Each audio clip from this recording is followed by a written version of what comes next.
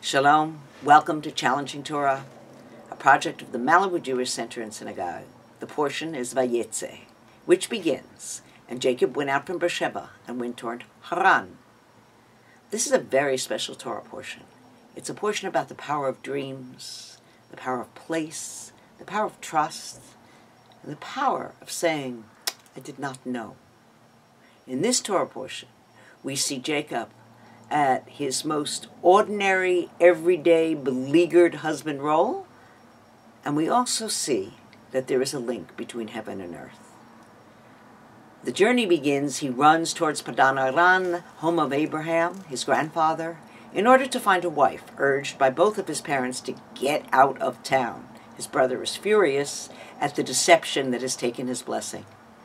In the process first, Jacob, now Mr. Strong, rolls away the stone at the well and steals a kiss from his most beloved Rachel. And he cries. This romantic love is our first in the Torah. And then life goes on. He is cheated by his father-in-law Laban and works not only 7 but 14 years and receives Leah as well as Rachel, the loved and the not so loved, as wives, and they have concubines. And in the end, we're talking about 4 wives, 13 children, and a lot of goats. That's life on the ground. And it's 20 years. And the commentators point out the sun sets and it's darkness as this portion begins. And 20 years later, the sun will rise as Jacob returns.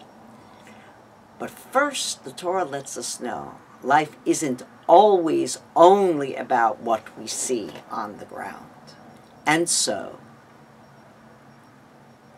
Jacob went out from Beersheba and went toward Haran and lighted upon a certain place and remained there all night because the sun was set.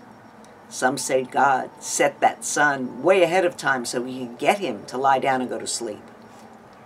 And he took the stones of the place and put them around him for pillows, and he lay down in that place to sleep. Yifga makom, he came upon a certain place. Doesn't read in translation, but in Hebrew when you say Yifga makom, he actually crashed into it. And what is the word hamakom? Hamakom is the word also for God. We refer, one of our words for God is hamakom. He meets up with God unexpectedly. And he dreamed. And behold, a ladder set upon the earth, and the top of it reached to heaven. And behold, the angels of God were ascending and descending upon it. Wow. This is not only a place, but a place where there is a conduit, a ladder, an open channel between heaven and earth. This is the Torah portion that reminds us, that teaches us. We have our everyday life, but we are surrounded by other consciousnesses. And sometimes we reach those through our dreams. And so he sees these angels in a dream, and we don't know what these angels are doing. Why are they coming up first before coming down? Actually, there are commentators who say, some of these are bad angels.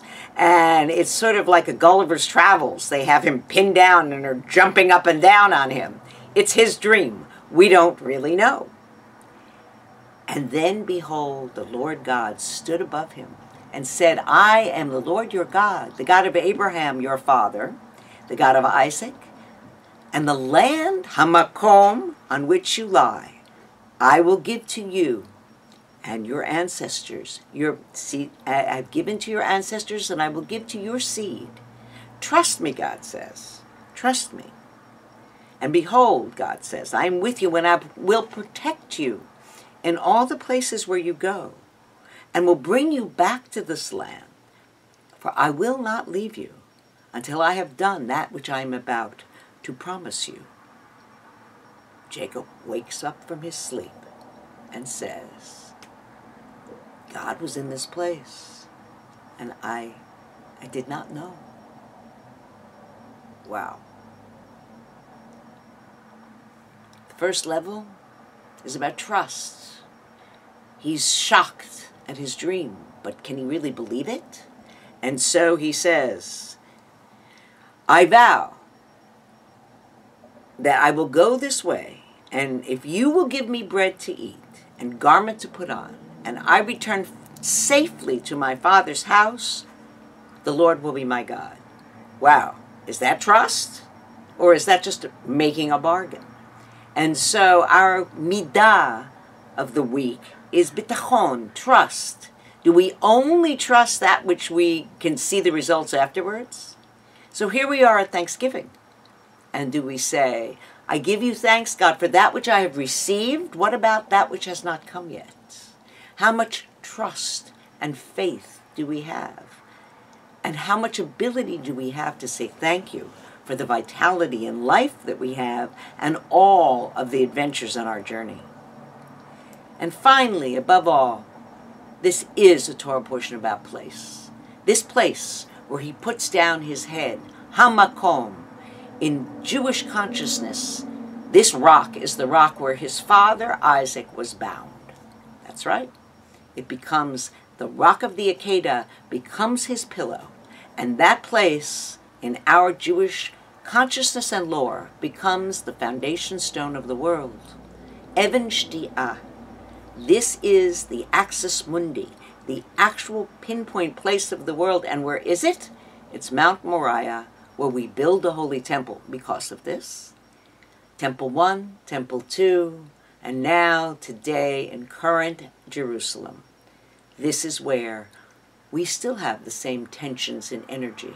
It's called Al-Quds by other people. And so, there is a saying in medieval Judaism that Yerushalayim shel Mala and Yerushalayim shel Mata need to line up above and below. And according to the Or Gedalia, as long as these positionings are in structure in relation to their spiritual paradigm, all is well. But if not, we are lost. We have a dream. Our dream is for peaceful Jerusalem, that Lamala ve'lamata, above and below, will align. God is in this place, and that we know. And we are thankful for all of the stories where we see God in our life. Let's continue to dream. Shabbat Shalom.